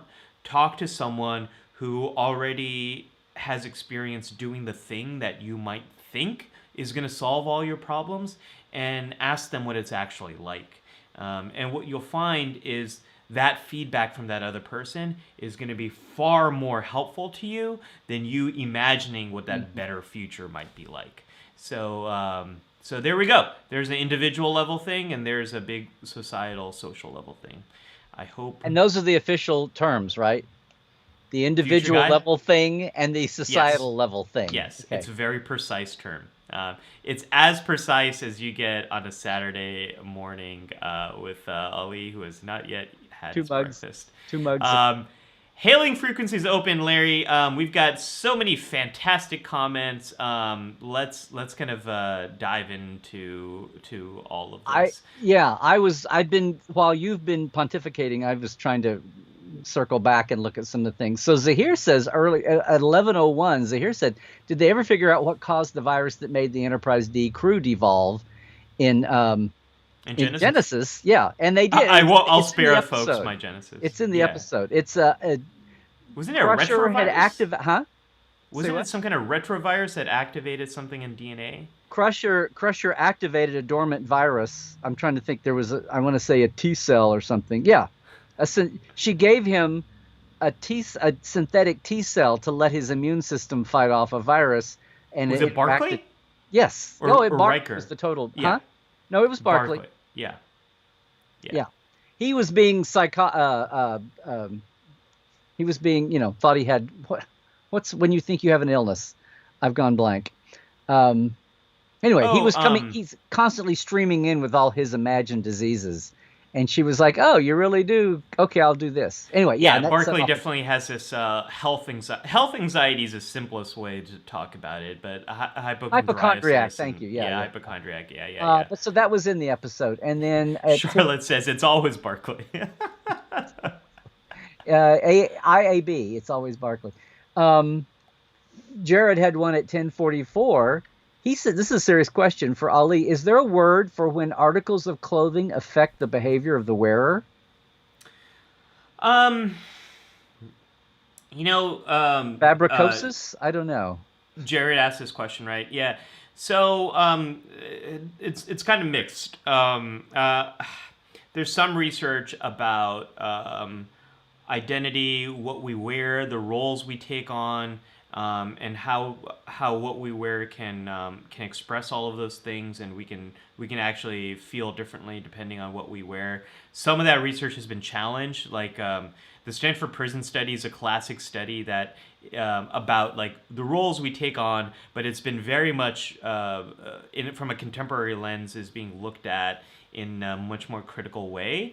And there was also some famous research that came out a few years ago about your posture and how you stand and how it can change the way you feel. And a lot of that research has been challenged and hasn't been replicated. So, Jared, this is a long way of me saying, I don't know, but a lot of that research is kind of being hotly debated right now. And they had a little cross chat going on between Tim Hans and Dan Leckie, where Tim was saying, well, what if something like someday we're going to have that mix, animal-human interaction to create a virus that we cannot find, we can't fight, or at least fight soon enough. We go all Mary Planet.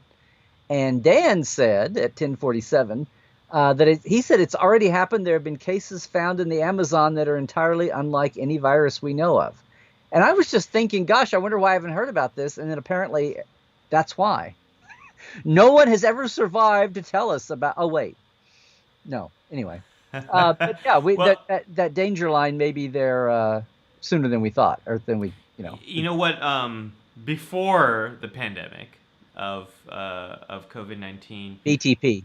Yeah. I mean, there's two big things that really concerned me about our health as a species. So one was the growing resistance to what's it called? Antibacteria. Larry, I'm blanking right now. What's what? Antibacteria. Growing resistance to.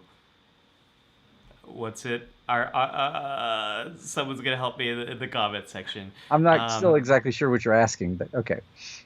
Antibiotic resistance. That's not for viruses. That's for no, I know for yes. Okay. That's why I was Antivirals would be medicines for okay. Yeah, no, and right on cue. Here's our chat. Antibiotics. Tim says 2020, the year to forget. Year 2020 is the year we don't make contact, I believe, and the year with ourselves. Yeah. So I was very concerned about the growing resistance to antibiotics because they've been such a miracle drug for humanity, and they are not functioning as well anymore. That's one thing I was concerned about. But a lot of this, I think, gets back to environment, because my other fear is with the polar ice caps melting, we are releasing things into the atmosphere that have been frozen for thousands of years. And there is a risk of viruses that we will be exposed to that humanity has absolutely no resistance to. I mean, we were quite fortunate that this was a novel coronavirus. It was a new version of a virus that we had some understanding of already, a class of viruses that we had some understanding of already. But what might come out of our polar ice caps, that really concerns me. We're warming the planet, and we do not know what the long-term consequences are going to be here. Oh, and here's a couple of announcements. Jared says that the premiere of the Life Support Live morning show will be at the Life Support Live retreat at 30 Rockefeller Plaza in New York. That is wishful thinking. About 10:51, yeah. I'm sorry. Are you coming up from the bottom? Your standard? I'm coming up from the bottom. Yep. Thanks everybody for Dolly the sheep. I can't believe I forgot that. Yes. See how things slip out of your Larry. Yes, and Dolly was I was conflating some things there. Dolly was just a clone, not an edit. But yeah. Anyway, and I did want to say I saw some new names today. So hi, shout out to Jody Cerner and Dennis, I think new today. Dennis Tremethick. Sorry, but Dennis and Johnny Beal. So always curious and interested and excited to see new folks in the community here. Yeah, you're coming up from the bottom. I'm only a half hour behind now.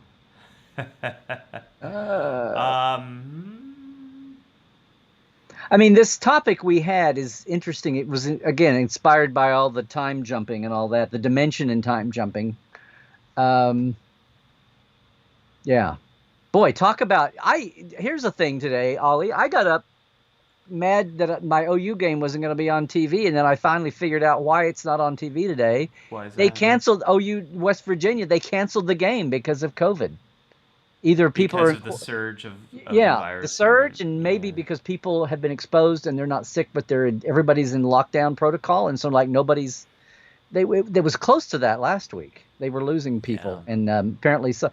Anyway, I didn't realize that yesterday they had canceled the game because I'm not in local orbit. But it's like, oh my god.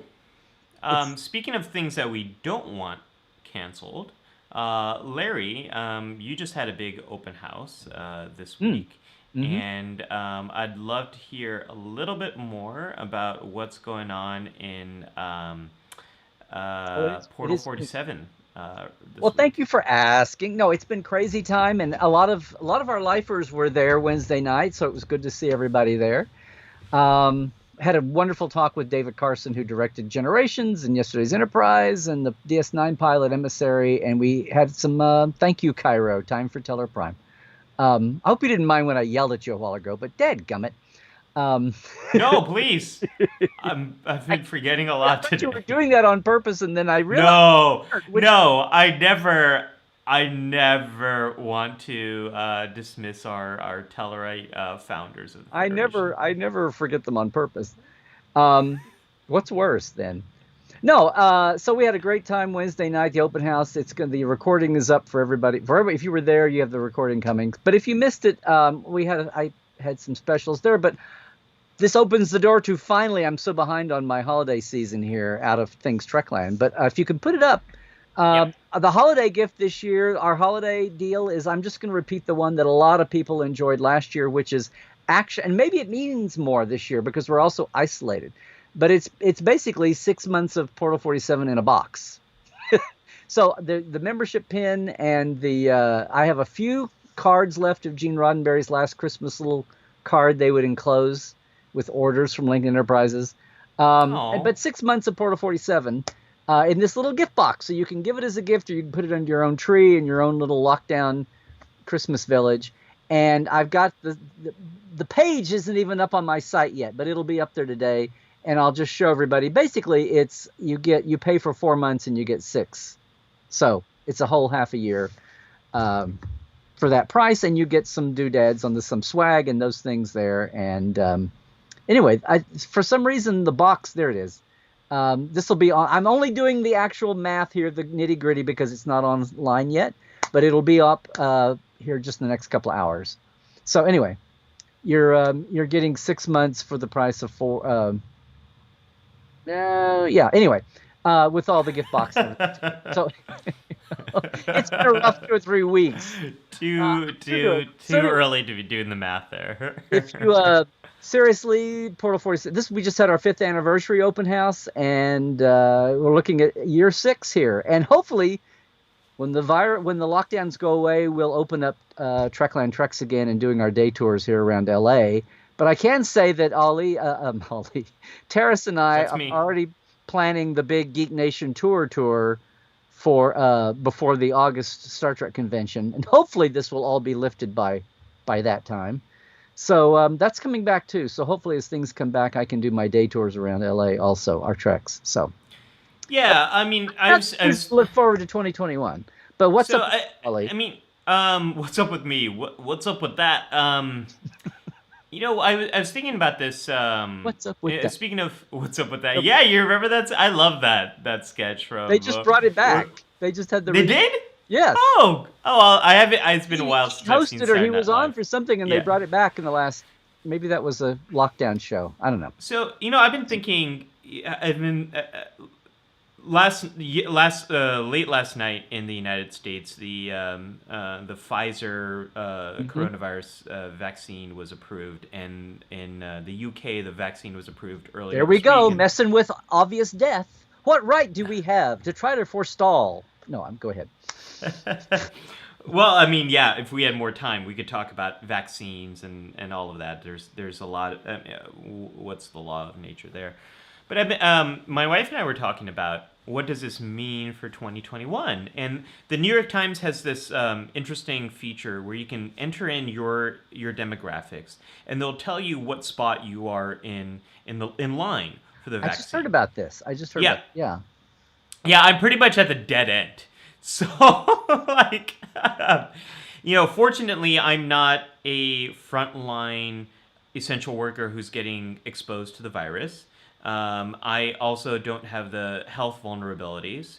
I am also not at the age range. So, for everything, the people who should be getting the vaccine are not me. And that means people like me, who are a big chunk of the workforce, are not going to be getting the vaccine until much later in 2021. And so I think what that means is the people returning to work, we're probably not going to see that for a very long time, even though we are going to start distributing this vaccine. So 2021, what's up with me, what's been on my mind is thinking about how 2021 is likely going to be a big transition year, where there's going to be a lot of what we saw in 2020, but a lot more loosening and more comfort in being able to see other people. But it's going to be kind of a reconstruction year where things aren't going to feel completely normal, but they are going to feel much less uncertain than this year has felt. Well, and the vaccine rollout globally, if not in the U.S., and the U.S. is a big chunk. I mean, the smaller countries can be national about it much quicker. But it's going to be months. They're trying to caution people now. This is like 1 million doses we have. Yeah. And the dipshits didn't buy more. And we've got all these other companies working on their own. We've still got lots of companies working on their own formulas for vaccines too. 2 or 3 of them have been in the news also. This is just the first from Pfizer and that amalgamation of companies. Mm-hmm. But 1 million, it's a 2-part dose. So they talk about 1 million doses. That's only 500,000 people. And we're at, 230 million or 320, I forget which. But there's a ton of people, even to get to some kind of a threshold to not let it go to herd immunity, to get most where it makes sense. That's going to be months and months and months and months, even for this Yeah. round of vaccine to take effect. But this is such a minority of the people going to the first round of people to get it. Right. So yeah, Right. we're going to be, and I worry about. I'm hoping, especially with the change in leadership, I'm hoping that that priority list is handled responsibly. But I know there's always people who have the means to cut in line and pull Sure. strings. That's a vast minority of people, but it's still going to be months before there's enough vaccine out, before the effect takes hold, before all the damage that's been done can be righted. And Yeah. I was talking about Vegas in August. I hope things are so. We may be feeling more comfortable, as you just said, about it all, but it still may take time. Yeah. Time and time. What is time? It still may take time to play out the process. Yeah. Someone's gonna have to fact check us on the numbers. I thought I read 100 million doses for the United States, which really means That's what I was 50 saying. million Yeah. doses, because it's a 2-shot vaccine. Did I misspeak? Yeah. That's what I meant. I meant to say it was yeah. half the number of people as the number. Right. Right. And we still don't know. I mean, the vaccine gives you a resistance to developing COVID-19, but we don't know if it also reduces transmission of COVID-19. So, in other words, as Cairo mentioned, you still have to wear your face mask because we don't know yet if you'd still be at risk for passing the virus along. Jared's got a quick question here. Hey, docs, can we quickly talk about how the show's schedule will or will not be impacted by the upcoming holidays? Jared, Larry and I haven't talked about that because Larry was really busy. There he is. Larry was really busy with the open house this week, and I've just been completely overwhelmed. He's just been work. busy with 2020. Yes. Yeah, we will get back to you. We'll let the community know. Larry and I will put our heads together. I think we'll probably have a fun watch somewhere in there. I'm thinking that too. The actual holidays are Friday, right? Christmas and New Year's are Fridays. Yeah. So we have that week time between Christmas and New Year's, which is usually when things are more time off for holidays. So we'll figure something out. Larry and I will figure something out. But thank you for prompting us, Jared. Yes, thank you. And we've got something special. I'm still waiting on the confirmation. I think it's fine. We may have. Oh yeah. We got something fun cooking. Special next week that I'm not going to say until I'm 100% sure. So if you're not, hey everybody, if you're not liking our Facebook page, the Life Support Live page on Facebook, please do that because we'll put announcements up there too. And I'll make sure and post that. But I think we have something a little bit different and a little new for the first time ever here next week coming, as long as everything. Something Larry and I have wanted to do actually for a long time, and haven't really been able to do for a long time. I think someone here asked, I'm surprised you didn't mention the XPs, and right. I thought about that. At this point, I'm forgetting like what the context was for XPs. The XPs are liberated or deborgified Borg. Oh no, yeah, no, I remember that, but I don't remember in the context of our discussion, since our discussion kind of looked like this today. The laws of nature was our theme. So XPs, laws of nature, yeah. Borgification is against the law of nature to begin with. I mean, you're sure. Sure. There you go. That's our answer. I honestly don't remember. I mean, I love the XP storyline as it relates to healing and growing from trauma and the difficulty of in the ways in which trauma affects people's lives. But that's a theme for another day. Yeah. Okay. But I don't remember more about the context, so I apologize. Well, for that. I like this point Cairo made here. We were talking about the when you broke out in the Amok Time fight song. Oh yeah. Cairo said that music is what everyone knows magically, and when you track the source of it, you find that it comes from a distress call of someone named El Nino in the middle of a nebula, apparently. Oh man.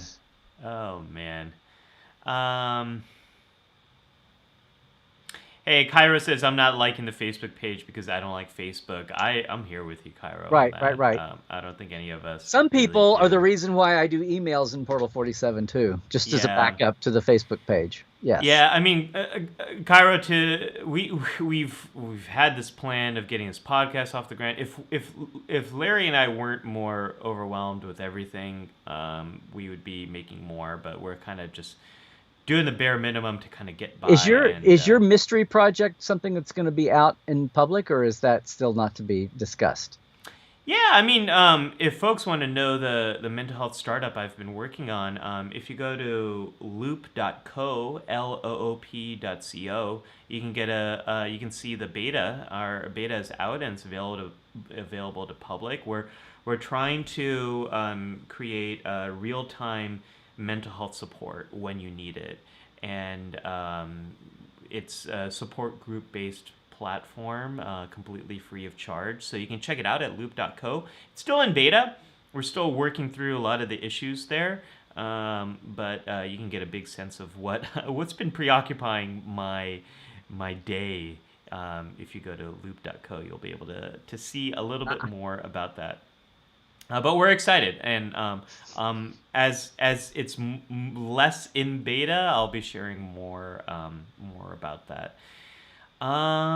This is interesting. A lot of the chat, somebody who had asked earlier on, I guess Jared asked about if wearing certain articles of clothing affects the behavior of the wearer. The chat, I totally went in a different direction. The chat is all talking about like military soldiers and policemen or actors in costume and all this. And I was thinking tactically, like there are people that cannot stand certain fabrics. The touch of that's where all of the above went. And everybody else is talking about behaviorally. As far I mean, all of the above is true, and that's what makes this kind of research complicated, and it's really hard to sort of draw big conclusions. So, like uniforms and the identity that comes with that, and in some cases the anonymity that comes with that, all of that can hugely impact the way you feel and the way you act. There's a ton of research about masks. And I don't mean like COVID masks. I mean like things that obscure your identity very much change how you act. It's a process called de-individuation. The less you feel like an identifiable individual person, the more likely you are to do things that you wouldn't otherwise do. And so that is absolutely true. And also when it comes to the arts, and acting and playing a character, prosthetics and costumes can really help you to feel different, to talk different, to act different. You feel less like yourself. You feel more like this other person. The conflicting research I was talking about is much more about everyday wearing. So I think I saw this in the comments, like wearing a suit. Does wearing a suit make you feel more confident? That kind of research is a little bit more wishy-washy. We don't have good conclusions about it. So that's kind of what I was getting at. But yeah, there's it's wishy-washy is the one-dimensional, simpler edition of timey-wimey. Yes, so we know. And folks, I should also mention what should I mention? Oh, yeah, we're sorry for running late this morning and starting late, and that's kind of why we've been going a little bit longer, too. And Larry, Johnny says, I enjoy the Trek Files, but can't find it on Spotify. Maybe that's something to bring up with we haven't had it. We've been on hiatus. This has been a long hiatus for the Trek Files, but I'll just, for all you Trekophiles spelled with an F out there who miss us on Tuesdays, we are... I think, don't hold me to this, I think the Tuesday before Christmas is going to be our 6th season. We've got several shows in the can. We're just trying to build up a good build-up. And once we start, we'll be right through the holidays. So, and we've got some great guests coming, too, and some interesting, fun topics. So, yeah, thank you for asking. As far as Spotify, I will check. I thought we should be on Spotify. But if you mean new episodes, that's why we've been on hiatus. Because there hasn't been any. Because there hasn't been any, yeah. That makes sense. Trekophiles will be back. The Trekophiles, for the Trekophiles, will be back. John and I were just talking about this. December 22nd, I think. Charlotte says, we appreciate what you do, Larry and Ali, and we appreciate you being here, Charlotte, and everyone, all the lifers here in the Life Support Live community. This is always a fun point of the week. And I think we had a lot of fun here today, Larry. It was silly, but I apologize for some extreme silliness that got in the way of our topic. But this topic, it's like, well, what would Star Trek do if every third show was about somebody somewhere trying to break on purpose or accidentally break a law of nature. It's one of those topics that kind of just sprawls. It just kind of oozes like broken subspace all over the place. There's a metaphor for you. One of these days, Larry, we have to actually talk about what the heck subspace really is, and I think that could be, in a psychological way. no, in a I'm gonna like drag Canonista Andre kind of or way. drag Aaron in here to talk about subspace with us or whatever. Yes, I would love that one of these days, but maybe that's not a life support live episode. Okay, so Larry, any final comment you wanna tackle? No. There was one. I'm gonna throw this out. There was one other comment here. Who was it? Was it? Dan says he has a tell on you. He said Ollie's favorite go-to when he doesn't know something. Quote: "There's some research." that is a there's a funny. Well, it's funny if you're a psychologist. But professional scientific journal articles, they have these different sections. They have an abstract, which is a summary, an intro section, which kind of introduces you to the topic, methods, what the research is, the results, what they found out, and then discussion section, which is like, what does this all mean?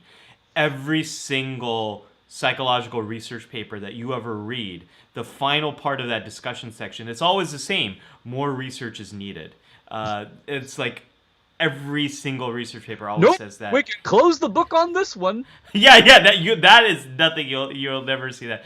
So I mean, this is the thing that this is what makes psychology very complicated. Is the best psychological research tells you what certain groups of people do in certain situations most of the time, and human behavior is complicated. And a lot of times it's hard to draw big conclusions on based on the better the science is, the less applicable it is to a wide variety of situations. The best psychological science will tell you about very specific kind of situations, so it's hard to draw these big conclusions. So that's my cop-out, why I make those cop-outs. Speaking of cop-outs, Larry, I'm going to try to play the... Did we have the music to start with? We had the music to start with. Okay. I don't know. Gosh, I didn't hear it, so not, that's what, The music is not the goodbye music is not playing, and I don't know what I changed, but it does not want to play. So with obviously, that, this requires further research. It does. Larry, where can people find more of your work this week? More of my work now. This week is different. You have to go to LarryNemecek.com. No, I'm kidding. That's the hub of everything. Larry Nemecek's Trekland on Facebook and Instagram, and at Larry Nemecek Twitter, and what's the other one? And YouTube. Everybody, if you haven't, please go and subscribe on YouTube. If you're there now, please like and subscribe and hit the bell and all the stupid stuff. But I got into the game late, so we're building it up. I'm way behind Dr. Ali's count, much less everybody else I know. So please do that. And yeah, I'm going to have the page up if you're interested in that, in the 6-month Christmas offer that I did last year that had a lot of takers. I'm going to get the page built today.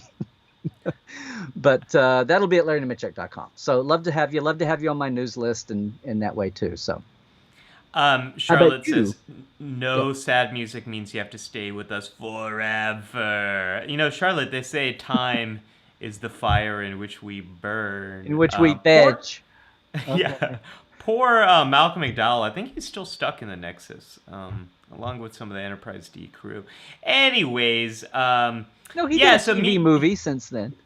No. Me, I am at Ali Mattu on social media, and you can find me as always on the Psych Show on YouTube. And speaking of PBS, we only have 2 more episodes of PBS's Self-Evident that's airing on PBS Digital Voices. We just filmed the last episode a couple weeks ago. We got some good episodes coming up. Our very first episode of this series talked to 10-year-olds about what it's like to be a 10-year-old right now. You can probably imagine what we did for our last episode. We bookend that by looking at people on different end of the spectrum. So that's coming out soon. So, yeah, and with that... The people who are 10 years and 3 months old? Go way farther, Larry. You got to go Okay. way farther in the age spectrum. Okay. You were probably speaking with your low paw ear on that one. Yeah, yeah. No, that's the good one, I think. The other one, no, I got to warm up that paw. Yeah, Larry, we're going to be back with. We don't know what we're talking about next week. We'll probably be talking about Terra Firma Part 2. We'll probably have, hopefully, have some more. I didn't get into this, but I got a lot of tapestry vibes from this episode. And hopefully, we'll see how that plays out next week. And we'll be back, folks. This was a ton of fun. Thank you for being here. And until next time, Yes. live long and prosper, my friends. Yeah, everybody, trek well.